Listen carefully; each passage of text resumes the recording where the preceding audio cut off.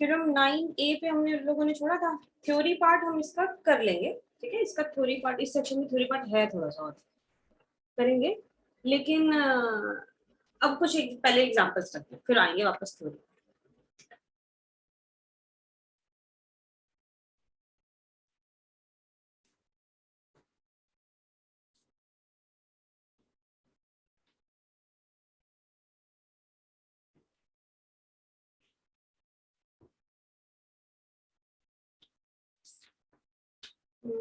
नहीं, कुछ क्वेश्चंस है ना उसमें, फिर वो कंसेप्ट चाहिए। चलो थ्योरी कंप्लीट करते हैं पहले।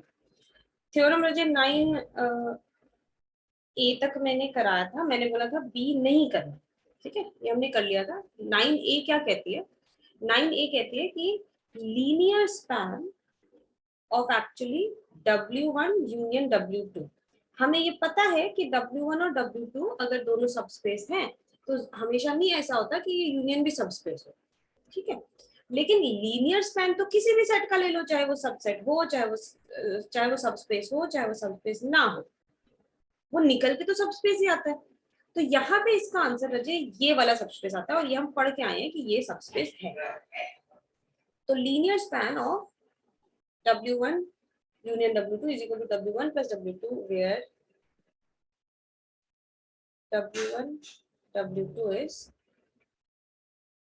subspace of V over, ठीक है। इसके बाद 9B नहीं करना है। डायरेक्ट सम क्या होता है? देखो अभी हमने एक टॉपिक किया था सम, है ना। सम में क्या किया था हमने? एक इसका एलिमेंट एक इसका एलिमेंट ऐड कर दिया था, और एडिशन पॉसिबल है क्योंकि इसके एलिमेंट्स आ तो वी से ही रहे हैं, इसके भी एलिमेंट वी से आ रहे हैं, और दो वी के एलिमेंट्स में हम लोग वेक्टर एडिशन परफॉर्म कर सकते हैं। तो नेक्स्ट है हमारे पास direct sum of two subspaces.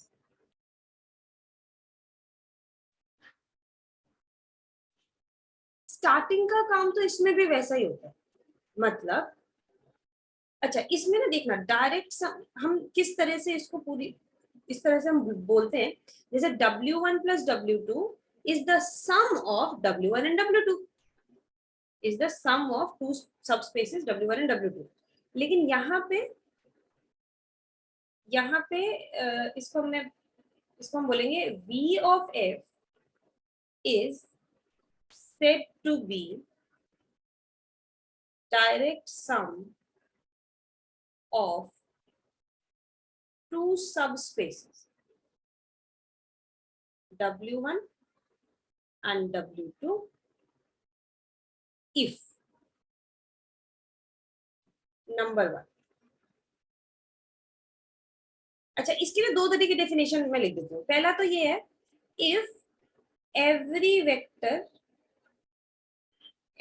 vector of V can be uniquely written as element of as sum of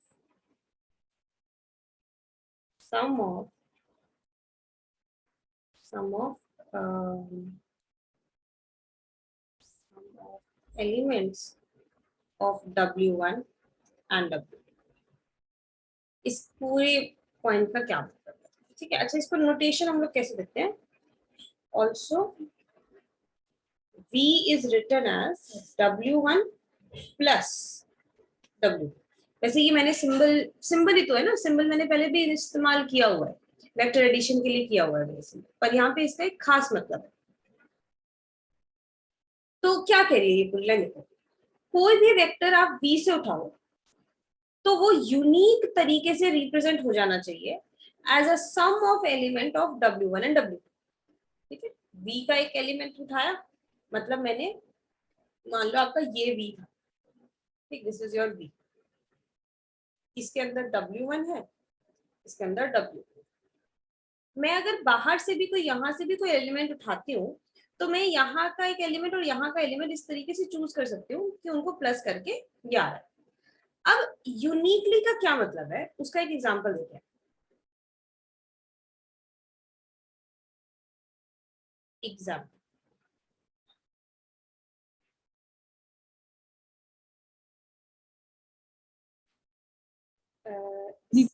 symbol है यहाँ पे, उसका मतलब डायरेक्ट सम है उस हाँ सिंबल हाँ का। सिंपल, हाँ उस सिंबल को हम डायरेक्ट सम बोलते हैं, और ये मैं तभी लगाऊंगी जब ये चीज सेटिस्फाई होगी। ठीक है, मैं कह रही हूँ कोई और सिंबल नहीं यूज करते ऐसे नहीं तो कंफ्यूजन। नहीं, ये स्टैंडर्ड नोटेशन है, वो मैंने जो यूज किया था उसको चेंज कर सकते हो, वो कोई स्टैंडर्ड अच्छा, नहीं। यहाँ पर लिख दो रेड से अच्छा कि हाँ, ये लिख देती हूँ, standard notation of direct sum and cannot be changed। ठीक है,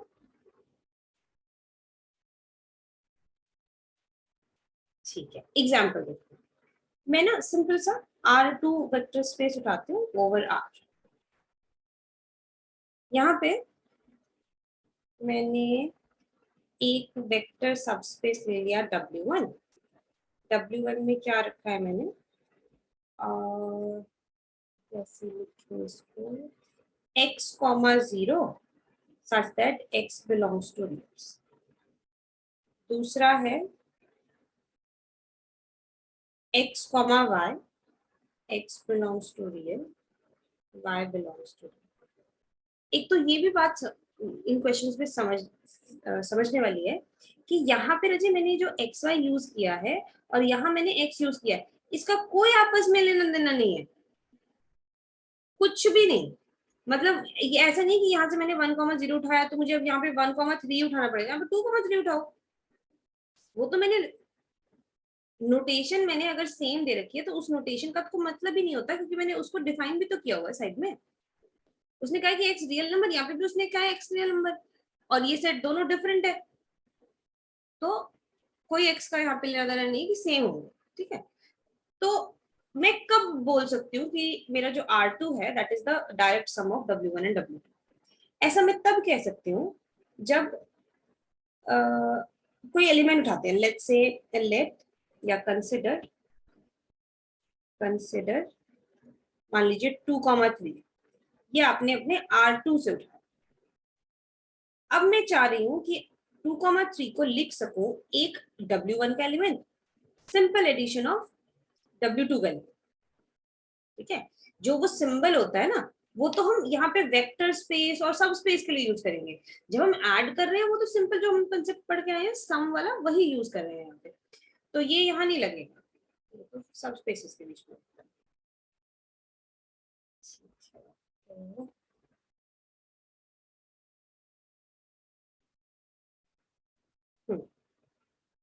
तो बताओ, कोई कोई दो आप मुझे एलिमेंट्स, ये बस ये कि ये W1 से होना चाहिए और ये W2 से होना चाहिए। 1,0 ठीक है, और दूसरा 1,2 1,3 2 अच्छा हाँ सॉरी 3 है ना, 3 है ना। ठीक है, तो it belongs to W1 plus W। Symbol में थोड़ा सा अभी डिफरेंस रखना है। मैंने यहाँ ये क्यों नहीं डाला, क्योंकि अभी मुझे पता नहीं है ना, वो तो हम प्रूव कर रहे हैं। तो हाँ, लेकिन ये पता है कि ये अगर W1 का एलिमेंट है, W2 का एलिमेंट है, तो W1 प्लस W2 में तो जाएगा ही, उसमें तो ऐसी कोई कंडीशन नहीं होती यूनिक और ऐसा कुछ, है ना। ले इसको मैं लिखती हूँ इस तरफ,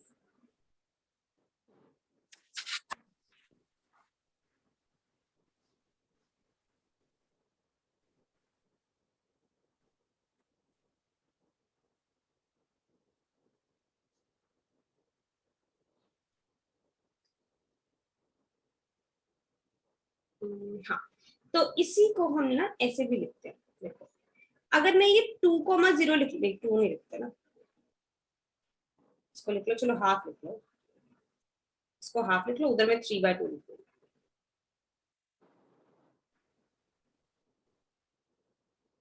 हाँ जी, बिल्कुल सही है, कोई दिक्कत नहीं है।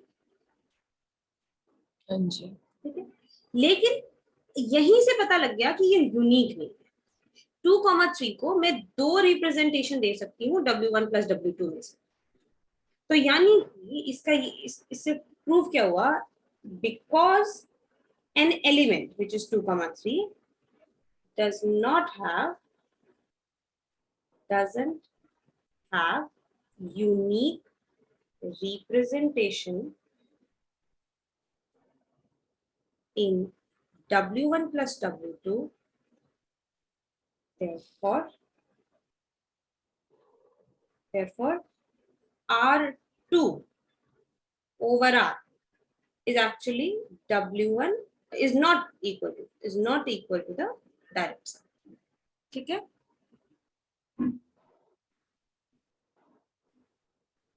लग गया पता?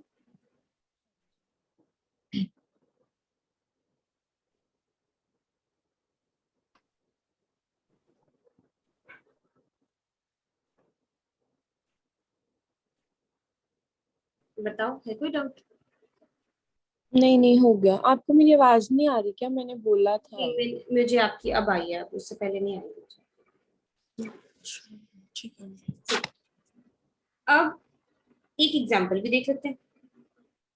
R2 ओवर R में W1 ले लो x, 0 such that x belongs to real, और दूसरा ले लो 0, y such that y belongs to real। अब अगर मैं 2,3 को लिखना चाहूंगी तो इसको 2 से ही, इसको 2,0 ही लिख सकते हैं और उसको 0,3 ही लिख सकते हैं। आप कहीं भी कुछ चेंज करो 2,3 नहीं बना पाओगे। ठीक है, दिस इज हाँ जी। रिप्रेजेंटेशन।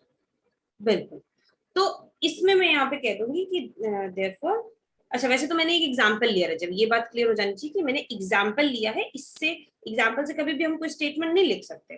ठीक है, तो कोई बात नहीं, एग्जांपल से नहीं लिख सकते, जनरल एलिमेंट से तो लिख सकते हैं। तो एक जनरल उठा लो, कोई भी उठा लो। तो late a comma b belongs to R2 over R, then a comma b equals to some x, 0 plus some 0, y। तो इसका मतलब ये होगा x, y। इसका मतलब जो हमने यहाँ x ढूंढना है वो a के इक्वल ही होना चाहिए, और जो हमने यहाँ y ढूंढा है वो b के इक्वल ही होना चाहिए। तो यूनिक आ गया ना। देयरफॉर x जो चाहिए हमें वो a होना चाहिए, और जो y चाहिए हमें b होना चाहिए। It implies a, b has unique representation. अगर आपको ये नहीं समझ में आया तो यहाँ देखो ये कैसे फेल हो रहा है। अगर मैं ये सेम चीज यहाँ करती तो आप क्या तो कहोगे कि ये तो ऊपर भी सेटिस्फाई हो रहा था, अगर ऐसे ही करना था तो। ये यहाँ नहीं हो रहा है ऊपर सेटिस्फाई। मान लो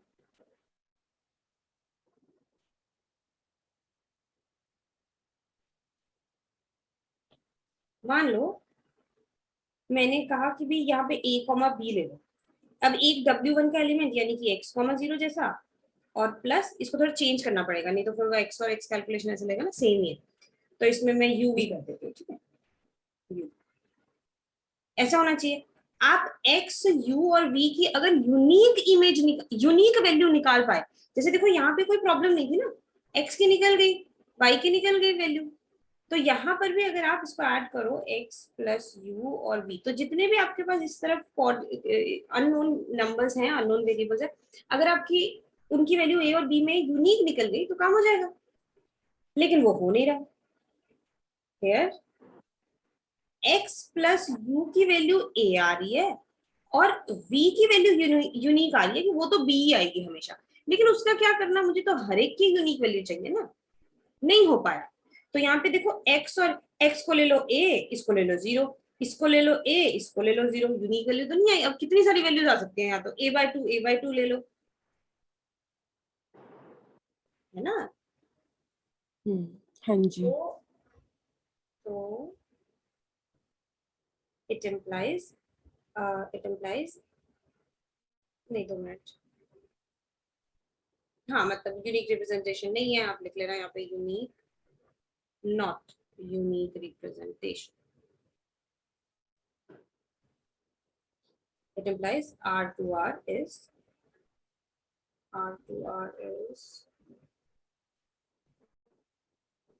just a second.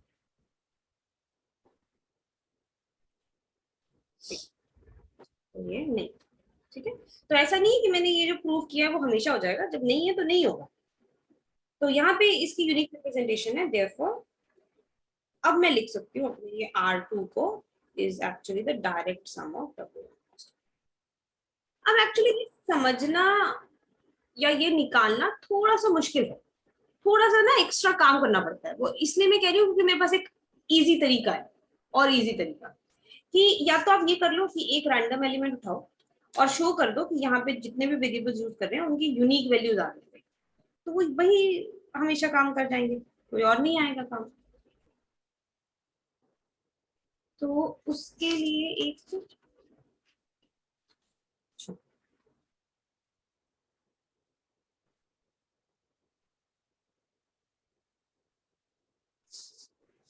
अच्छा, यहाँ पे एक और टर्मिनोलॉजी है, मैं यहीं पे डिफाइन कर देती हूँ.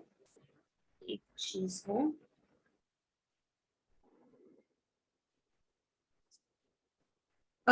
अगर इस तरह के आपको सब स्पेसेस मिल जाते हैं किसी वेक्टर स्पेस में, तो इनको हम लोग कॉम्प्लीमेंट्री सब स्पेसेस बोलते हैं. मतलब W1 and W2 are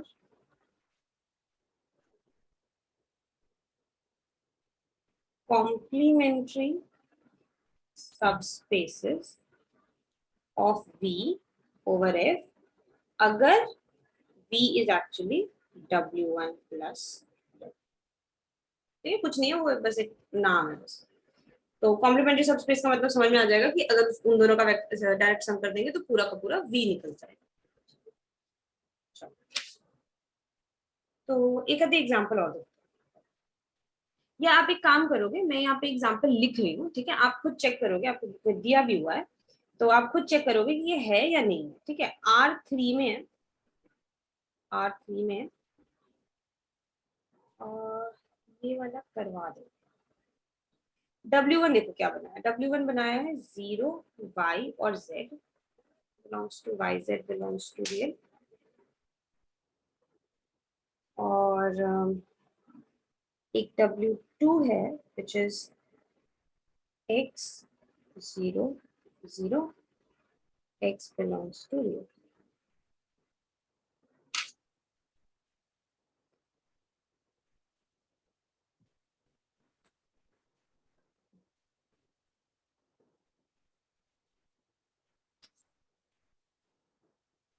देख कैसे हम लोग कर सकते हैं इसको.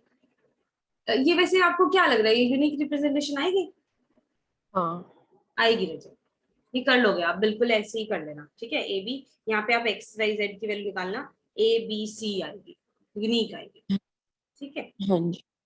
तो एक ये देखना, एक है R3 में. अच्छा एक और बात, बुक में ना R3 को ना ये लोग V3 लिखते हैं, तो कोई कंफ्यूज होने वाली बात नहीं है. V3 ऐसे पैरों में भी लिखे तो आप समझ जाना कि R3 की बात कर रहे हैं. ठीक है, नोटेशन में फर्क हो जाता रहेगा.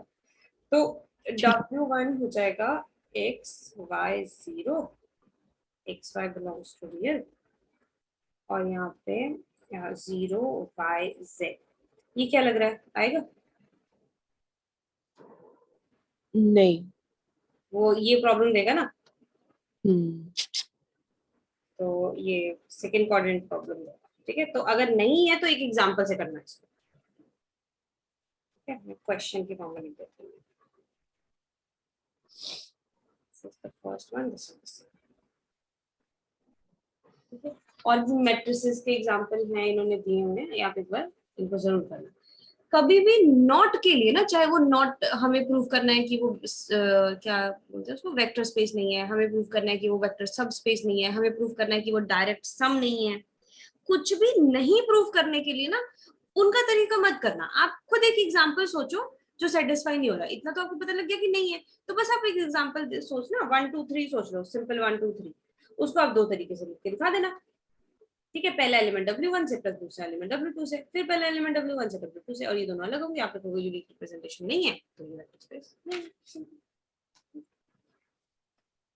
अच्छा, इस एक कंसेप्ट होता है डिसजॉइंट सबस्पेस। डिसजॉइंट सेट का मतलब क्या होता था?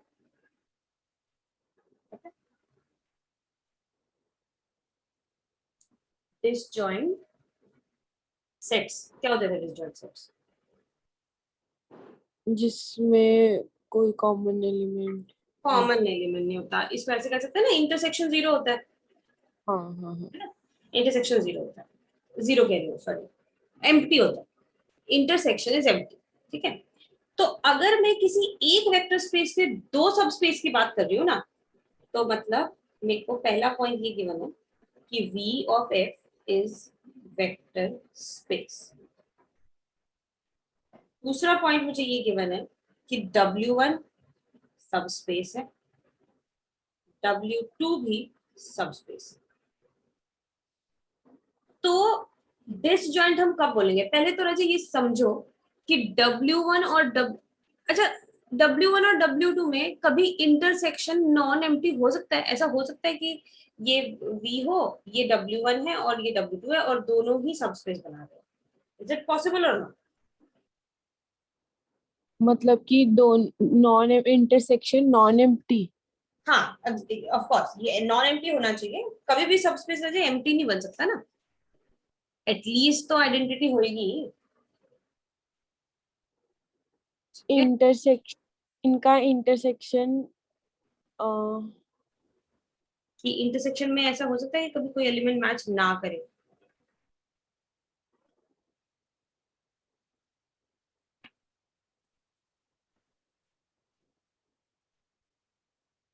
ऐसा कभी नहीं हो हो, सकता, नहीं हो सकता। क्योंकि इंटरसेक्शन स्पेस होता है इसलिए। नहीं रजे, ये देखो ना, इसमें इसमें फील्ड का एलिमेंट नहीं होता, ये तो पता है ना। R2 में कहीं आपको 3 लिखा हुआ थोड़ी दिखता है, ये तो फील्ड का है हम्म। ना, ये तो फील्ड बाहर है। R2 मतलब सारे R2 के एलिमेंट्स। तो R2 में एक आइडेंटिटी होगी पक्का, क्योंकि ये वेक्टर एडिशन के अंडर अबिलियन ग्रुप बनाता है। हाँ जी। ये आइडेंटिटी रजे W1 में भी जाएगी और W2 में भी जाएगी। मुझे नहीं पता बाकी एलिमेंट्स का, पर कम से कम तो ये चीज आएगी। हाँ जी। कुछ भी अगर कॉमन नहीं आया तो ऐसा नहीं हो सकता कि अगर वो दोनों सब स्पेस है और उसमें आइडेंटिटी आइडेंटिटी तो होगी ना, क्योंकि वो सब स्पेस है तो वो भी तो उसमें भी तो सारी प्रॉपर्टी सेटिस्फाई होगी यहाँ बीगेन वाली, वो भी अंडर। जो आपने ये डायग्राम बनाया था वो तो सही नहीं था, फिर वो ऐसे बनना चाहिए था ना, उसके अंदर W1 और W2। एग्जैक्टली, तो वो W1 ऐसे W2 ऐसे। हम्म। तो मतलब जब भी हम वेक्टर स्पेस के अंदर दो सब स्पेस की बात करेंगे तो कभी भी हम उसको डिसजॉइंट नहीं बनाएंगे, क्योंकि हमें पता है कि एटलीस्ट 0,0 तो आएगा ही है।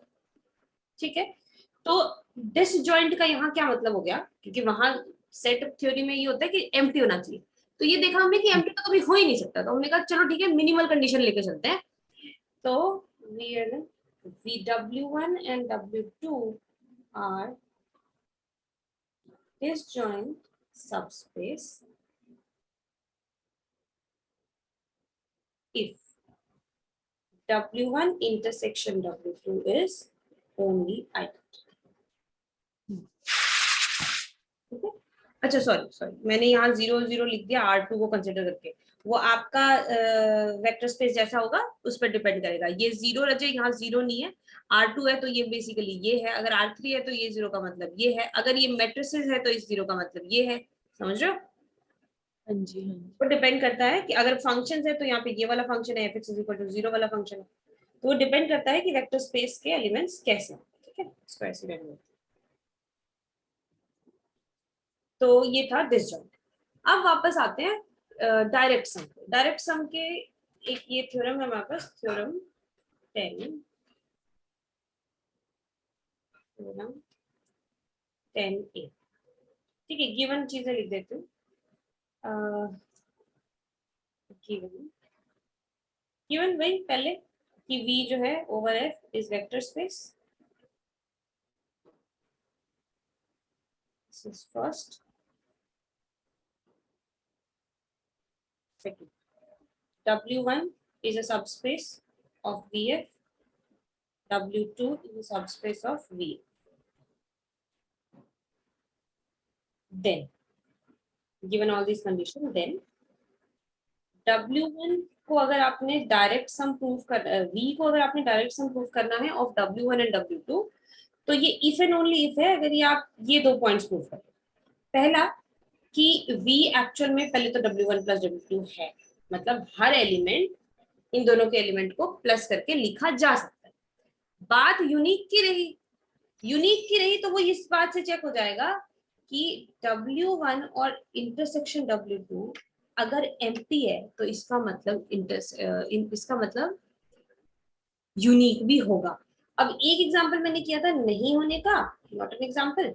यहाँ पे ना इन दोनों के बीच में कॉमन एलिमेंट बताऊंगे कौन से आएंगे, मतलब एक ऐसा एलिमेंट जो इसमें भी आ रहा हो इसमें भी आ रहा हो।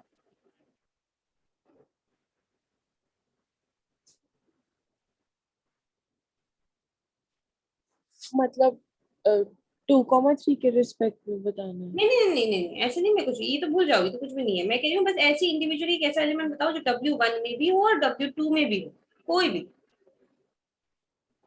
0 तो 0 0 एक्स रियल है, ठीक है। और कोई?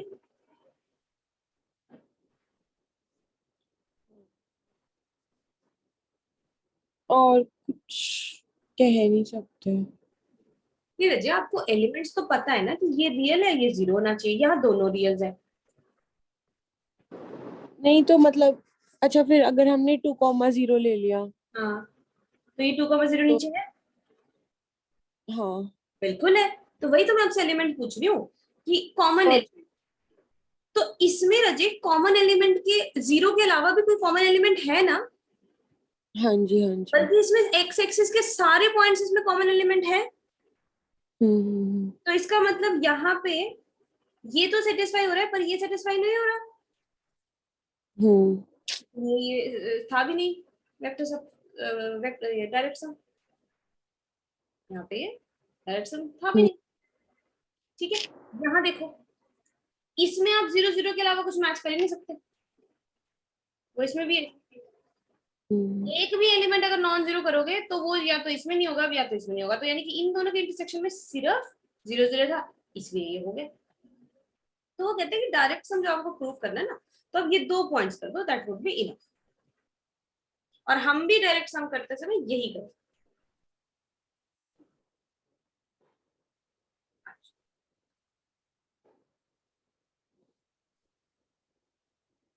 चलो ठीक है, इसका ना इसका भी आप प्रूफ पढ़ेंगे। ठीक है, डाउट कुछ होता है कहीं बीच में अटकता है तो बताना।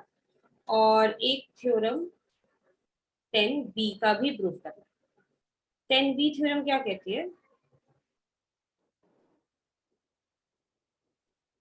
गिवन है if W1 is a subspace of vector space V of F, then prove that. Okay, तो इसमें एक चीज गिवन है आपको, भाई पहले तो VF is a vector space,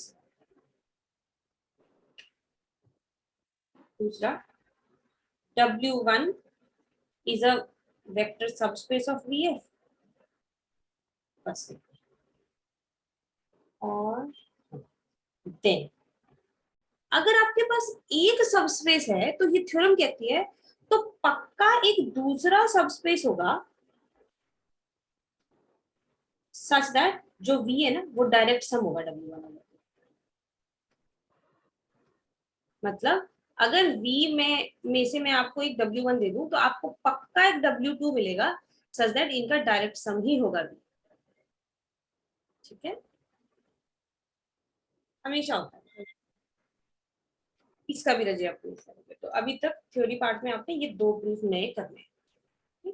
अब चलते हैं क्वेश्चन।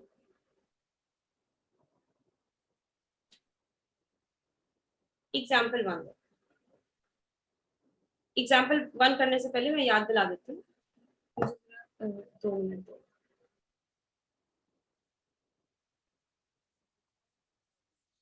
एग्जाम्पल 1 से पहले ना एक छोटी सी चीज जो हम लोग +1 में करते हैं, 2 सेट को इक्वल कैसे करते हैं। हम 2 सेट्स को अगर हमें इक्वल प्रूफ करना होता है तो हम क्या करते हैं, दो पार्ट्स में क्लेम करते हैं, मतलब क्वेश्चन को दो पार्ट्स में डिवाइड करते हैं। पहले क्या करते हैं, एक एलिमेंट लेते हैं कैपिटल ए से और उसको कुछ थ्योरीज लगा के प्रूव कर देते हैं कि जो स्मॉल ए है वो कैपिटल बी में भी है, जिससे प्रूफ हो जाता है कि कैपिटल ए बी का सबसेट है। और होता कैसे प्रूफ, कि मैंने एक एलिमेंट को उठाया था, वो अपने आप बी में हो गया। तो हाँ, तो अगर वो बी में हो गया तो मतलब ए के सारे एलिमेंट बी में है तो ए बी का सबसेट है। और क्लेम आप दूसरा भी करोगे इसी तरह से, B is a subset of. फिर आप लिखोगे फ्रॉम 1 and 2, हो गया ये प्रूफ। ठीक, तो क्वेश्चन 1 भी दो सेट्स को इक्वल प्रूफ करने के लिए कह रहा है, इसलिए मैंने ये बताया। तो वो कह रहा है कि let S and T be subset. तो मैं इसको ना ऐसे लिखती हूँ, क्वेश्चन में हम लिखते हैं इसको, गिवन क्या क्या है हमारे पास। Given is again V of f is vector space। दूसरा, सबसेट दे रखा है, कोई सब स्पेस की बात नहीं की हुई है। ये भी V का सबसेट है और T भी V का subset. Prove that, to prove is L of S union T is actually equal to L of S plus L of T। ठीक है, तो क्या करेंगे, इसमें से एक एलिमेंट उठाते हैं, इसमें प्रूफ कर देंगे। लेकिन यहाँ तीनों सेट के एलिमेंट्स की शक्ल क्या है वो ढंग से देख लो कि ये है क्या। लीनियर स्पैन है ये, इसका मतलब सारे के सारे लीनियर कॉम्बिनेशन। तो सबसे पहले तो मैं इन एलिमेंट्स के अंदर, इन सेट के अंदर एलिमेंट्स की क्या शक्ल है वो लिख लेते हैं। पहला होगा summation of i equals to 1 to n, सारे कॉम्बिनेशन सच दैट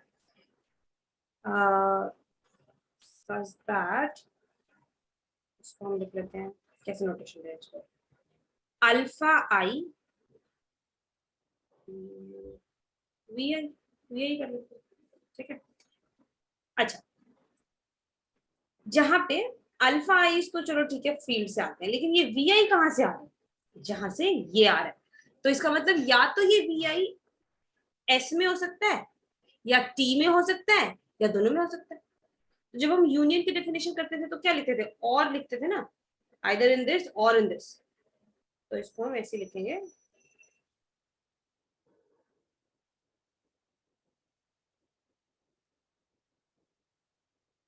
तो alpha belongs this and v i either belongs to S और v i belongs to T. कोई डाउट है इसमें?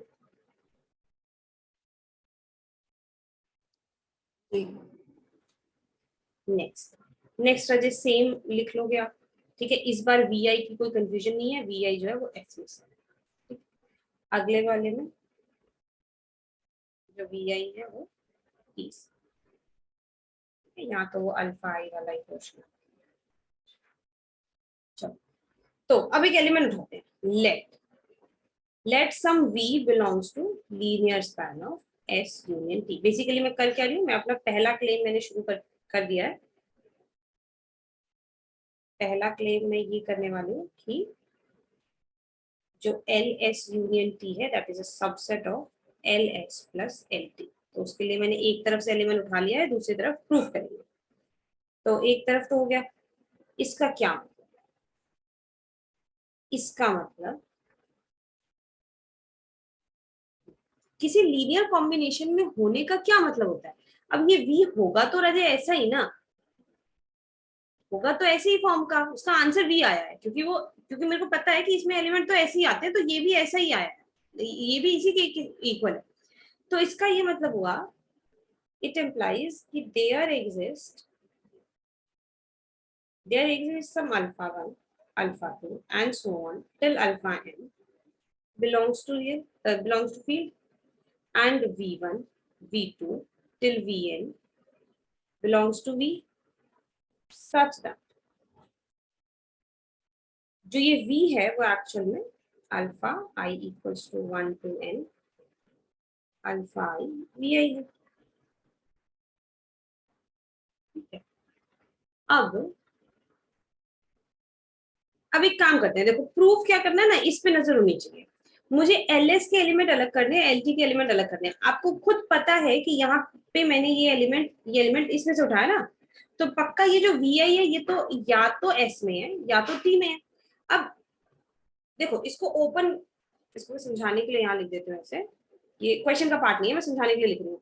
Alpha n v n, alpha two v two plus बीच में कोई alpha i v i, फिर आगे alpha i plus one v i plus one, और ये कहाँ तक जाएगा plus and so on alpha n v, यहाँ तक जाएगा है। तो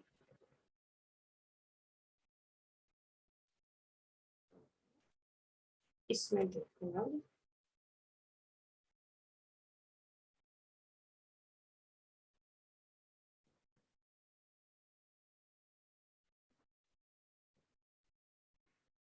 इसमें ना जी इसके कोई भी एलिमेंट या तो एस में या तो टी में, तो उसको अलग कर लो जो एस में है, अब उसको अलग कर लो जो टी में। अब मुझे तो नहीं पता ना कि कौन सा एक्स में और कौन सा एस में या कौन सा के में, पर पता है कि कुछ एस में होंगे कुछ के में होंगे। तो इसको पूरे सबमिशन को मैं दो पार्ट में लिख देती हूँ। अब सबमिशन मेरे को नहीं पता कि कौन कौन से सबस्क्रिप्ट लिखूं, 2 लिखूं या नहीं लिखूं, 3 लिखूं या नहीं लिखूं, आई प्लस 1 लिखना है नहीं लिखना है, नहीं पता।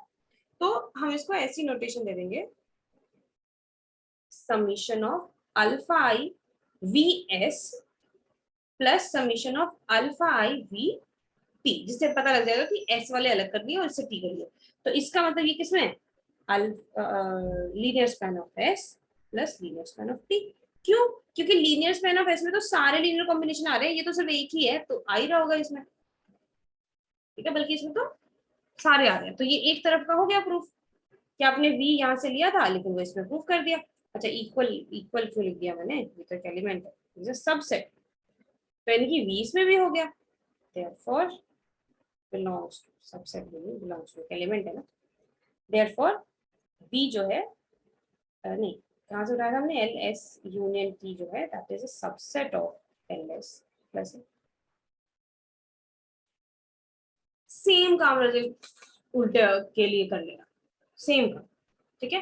एक बार लिख के चाहे आप मुझे चेक भी करा सकते हो। क्या करोगे, यहां से आपने एलिमेंट उठाया, चलो ठीक है वी उठा लोगे, ठीक, तो वी को आप एक इसका एलिमेंट एक इसका एलिमेंट के एडिशन में लिख सकते हो। स्टार्ट कर देते हो थोड़ा सा क्लेम, क्लेम है L of S plus L of T is a subset of L S union T, let v belongs to L of s plus L of t। इसका मतलब ये जो v है that is equals to some x plus y that belongs to L of s plus L of t, जहाँ पे x जो है वो L of s से बिलोंग करेगा एंड जो y है वो L t से बिलोंग करेगा। आपको पता है कि इसको क्या कैसे लिखना है, आपको पता है इसको कैसे लिखना है, दोनों को आप कहोगे कि ऐड करके कंबाइन कर लो,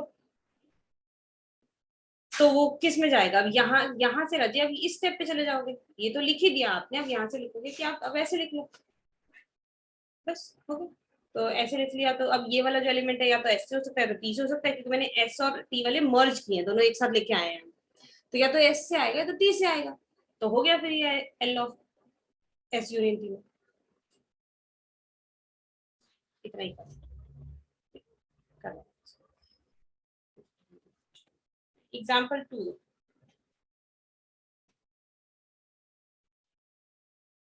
क्वेश्चन है सबस्पेस, पहले ध्यान से पढ़ लो जरा। सबस्पेस, सबस्पेस नहीं वेक्टर स्पेस, वेक्टर स्पेस ये है, इसके अंदर क्या है ऑल फंक्शंस, तो सारे function such that they are from real to real valued functions whose domain is that's it, ठीक है। W1 सबसे पहले तो कह रहे हैं show that W1 and W2 are subspaces. रजे अब ये काम आपने खुद करना है, ठीक है। वैसे तो ये इसमें कुछ भी नहीं लगेगा, जैसे हम लोग यूजुअली क्या लगा रहे थे, वो R2 और R3 से कंपेयर करके लगा रहे थे कि अगर line passing through the origin है तो है, अगर नहीं है तो नहीं है। यहाँ पे कुछ नहीं लगेगा, मैंने आपको बताया ना फंक्शंस में कुछ नहीं लगता मुझे, ये आपको खुद ही देखना पड़ेगा। आप वो alpha x plus beta y prove करो, हो गया तो ठीक, नहीं तो फिर पक्का कोई प्रॉब्लम आ रही होगी, फिर वो पॉइंट ढूंढोगे किसमें प्रॉब्लम आ रही है। ठीक है, तो वो नहीं मैं कराऊंगी, लेकिन इसका पार्ट है तो वो आपको करना है, ठीक है। उसके बाद क्वेश्चन है W1 में सारे फंक्शंस जो कि इस V से आ रहे हो, सारे फंक्शंस सच दैट एक तो ये फंक्शंस V से आ रहे हो, और दूसरी कंडीशन ये है कि f of minus x f of x हो जाए। इनको हम बोलते हैं इवन फंक्शंस, बेसिकली और कुछ नहीं, इवन फंक्शंस। सिमिलरली W2 की बात करते हैं, सारे फंक्शन सच दैट V में हो और माइनस एक्स करके माइनस ऑफ एफ एक्स आ जाए, इनको कहते हैं ऑड फंक्शन। तो प्रूफ आपने खुद करना है कि W1 is a subspace of Pf and W2 is a subspace of Pf।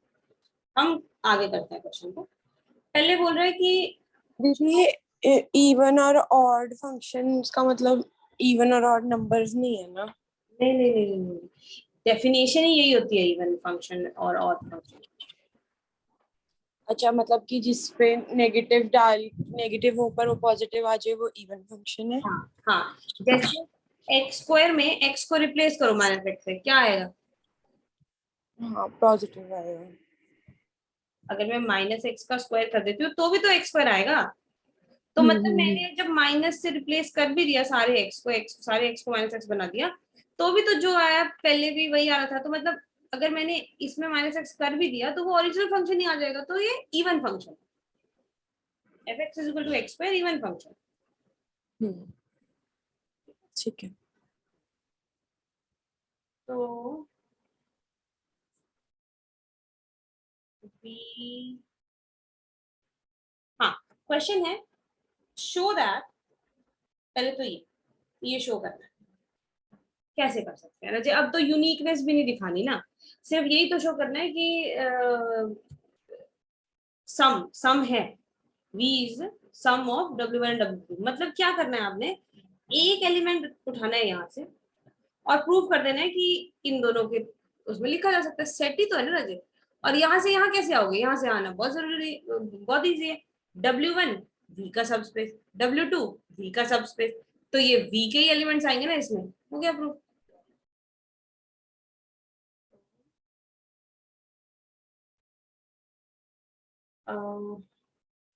ठीक है, तो पहला क्लेम है, V को करते हैं प्रूफ W1 प्लस W2। उसके लिए हम क्या करेंगे, let a function belongs to V, then ये ना जैसे हम लोग सिमेट्रिक को करते थे, every matrix can be written as a sum of the symmetric matrix and skew symmetric matrix, बिल्कुल वैसे ही है। Every function can be written as the sum of sum even function and odd function. देखो कैसे, then f is actually equals to 2f by f plus f by 2। कोई भी step नहीं आएगा समझ, बताना मुझे। f माइनस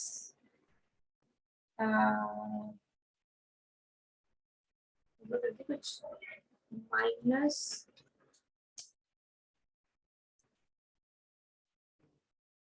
एक तो ना इसको फंक्शन है ना f of x,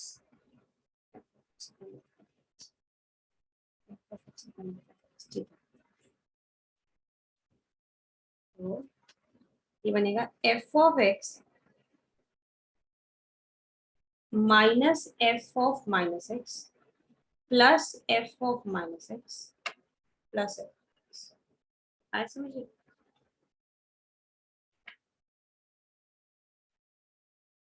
मैंने कुछ नहीं किया है, ये टर्म प्लस और माइनस कर दिया, डिवाइडेड बाय 2। ठीक है, तो एफ एक्स और एफ एक्स तो पहले से भी थे, बस मैंने यहाँ पे दो टर्म्स हैं जो कि न्यूट्रल ही रहा है पूरा एक्सप्रेशन, उसमें कोई दिक्कत नहीं है। तो अब इसको अलग अलग कर लो जरा, 1/2 ये है f x minus F of minus x plus 1/2 F of x plus F of minus x. तो इसमें से एक इवन है एक ऑड है। आप इसको चेक भी कर सकते हो वैसे। कैसे? इसको आप मान लो कैपिटल एफ एक्स, इसको आप मान लो capital g x, where capital f के अंदर माइनस एक्स पुट करो, यानी कि आपके यहाँ पे जितने भी एक्स है उन सब की जगह माइनस एक्स लिखना, ऐसा आएगा। ये वाला एक्स माइनस हो गया और ये वाला माइनस एक्स एक्स हो गया। इतना क्लियर? हाँ जी। सारे एक्स को माइनस एक्स से तो बनाना था, बन गया। अब ये आ गया हाफ। यहाँ देखो माइनस कॉमन ले लो, अंदर वाला फ्लिप हो जाएगा, F x minus F of minus x. तो अब तो ये ओरिजिनल वाला ही बन गया, अब तो ये कैपिटल एफ एक्स ही बन गया। तो माइनस बाहर निकाल के कैपिटल एफ एक्स बना है, मतलब ये और फंक्शन है।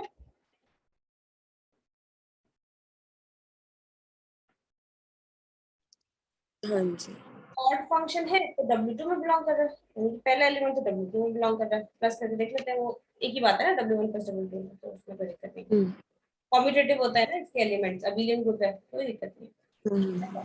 सिमिलरली यदि GX चेक करना, वो GX इवन आ जाएगा, W1 है, आएगा ही ना। देखो यहाँ प्लस है, ये सिर्फ माइनस के करके तो प्रॉब्लम हो रही थी, यहाँ पे आ जाएगा वो। ठीक है, हाँ जी। पहला पार्ट था, उस पहला क्लेम हमने कर दिया। देखो दूसरा क्लेम, मैं अभी फिलहाल इसको क्वेश्चन को कंप्लीट कर ली तो यहीं पर लिख रही हूँ। दूसरा क्लेम क्या होगा कि W1 प्लस W2 सबसेट है V का। तो सीधा लॉजिक दोगे, सीधा लॉजिक दोगे, because W1 is a subspace of V and W2 is a subspace of V, it implies W1 plus W2 and hence subset of the group. तो वही फिर from one, this is your, नहीं यहाँ पे लिखा नहीं है ना, therefore V is a subset of W1 plus W2. This is 1 and this is 2. From 1 and 2, V is actually W1 plus W2. अब देखो ये कुछ ऐसा नहीं हो गया कि मैंने सब ये डायरेक्ट सम प्रूव करने के लिए पहला पॉइंट और दूसरा पॉइंट ये करना था, तो पहला पॉइंट तो मैं कर चुकी। दूसरा अगर मैं सिर्फ ये कर दूं कि ये नॉन मतलब इंटरसेक्शन इसका सिर्फ 0 आ रहा है, तो ये वेक्टर सबस्पेसेस का डायरेक्ट सम हो जाएगा। तो इसका सेकंड पार्ट भी यही कह रहा है, प्रूव दैट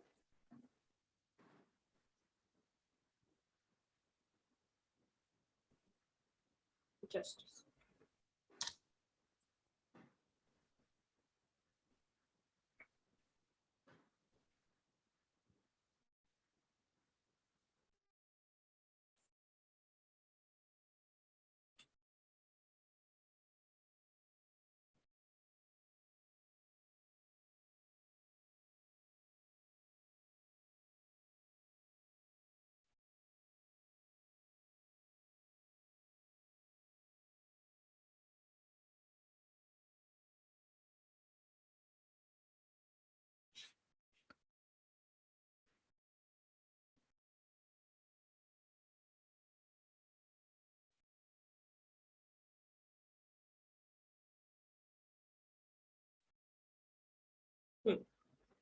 तो ये पहला पार्ट था। दूसरा पार्ट है इंटरसेक्शन को हम लोग 0 कर देते हैं।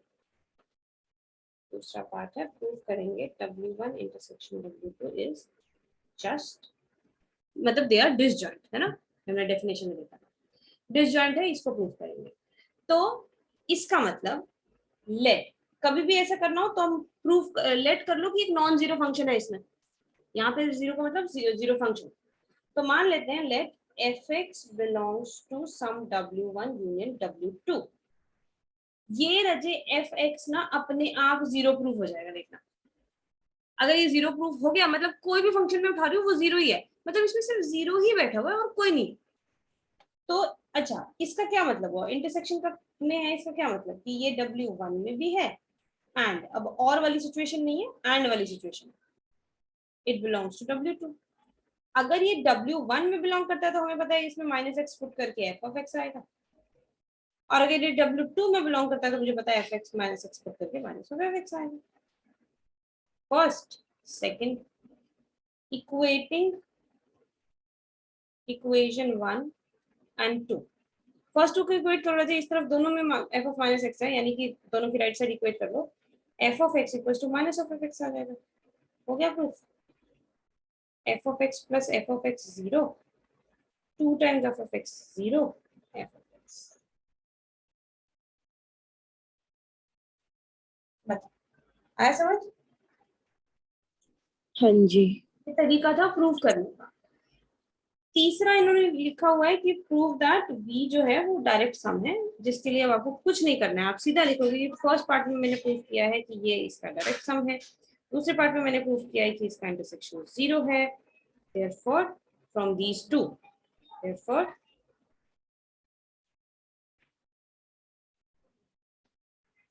v is actually nothing but the direct sum of it. Simple. तो ये तो रजे फिर भी थोड़ा, ये सेकंड एग्जांपल में ही आपको फंक्शंस तक ले गए। आगे के जो एग्जांपल्स है देख लो कितने सिंपल है। R3 है, मैट्रिसेस है जिनको आप कंपेयर कर सकते हो R3 से। आपको बताया हुआ है सिर्फ फंक्शंस में ही कंपैरिजन नहीं हो पाएगा, बाकी में तो सब में आपने कंपैरिजन कर लेना है और हो जाएगा ये।